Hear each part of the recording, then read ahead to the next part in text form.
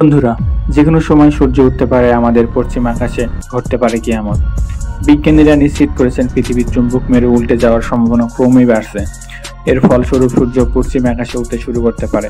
পৃথিবীর চুম্বক ক্ষেত্র ক্ষতিকর রশ্মি থেকে আমাদের রক্ষা করে, কিন্তু যখন মেরু উল্টে যাবে এই ক্ষেত্র দুর্বল হয়ে যাবে, যার ফলে সূর্যের তীব্র রেডিয়েশন প্রভাব মানবজাতির উপর ব্যাপক ক্ষতির প্রভাব ফেলতে পারে। পৃথিবীর চুম্বক মেরু প্রতি 2 থেকে 3 লক্ষ বছর পর পর উল্টে যায় এবং 1880 থেকে এটি দুর্বল হতে শুরু করেছে। বিশেষ করে কিছু এলাকায় বা কিছু অঞ্চলে ক্রমাগত বড় হচ্ছে। যদি এই মেরু উল্টে যায় তাহলে পৃথিবীর দিক চেঞ্জ হয়ে যাবে। এখন যাকে আমরা উত্তর বলছি সেটি হবে দক্ষিণ, পূর্ব হবে পশ্চিম। এর ফলস্বরূপ সূর্য পূর্ব দিকে না উঠে পশ্চিম দিকে উঠবে, যা মানব জীবনের জন্য বেশ বিপজ্জনক ও জীব জগতের এক অদ্ভুত পরিস্থিতি সৃষ্টি করবে।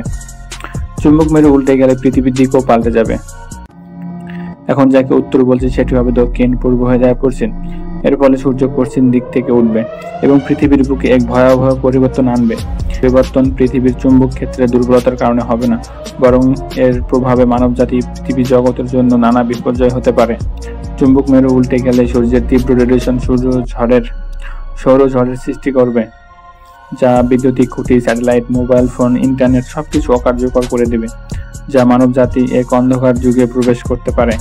পৃথিবীর চুম্বক ক্ষেত্র দুর্বল হলে ক্যান্সারের ক্ষোভও বাড়বে, এক মহামারীর সৃষ্টি হবে, অগ্নিপাত ও ভূমিধসের মতো বিপর্যয় ঘটতে পারে।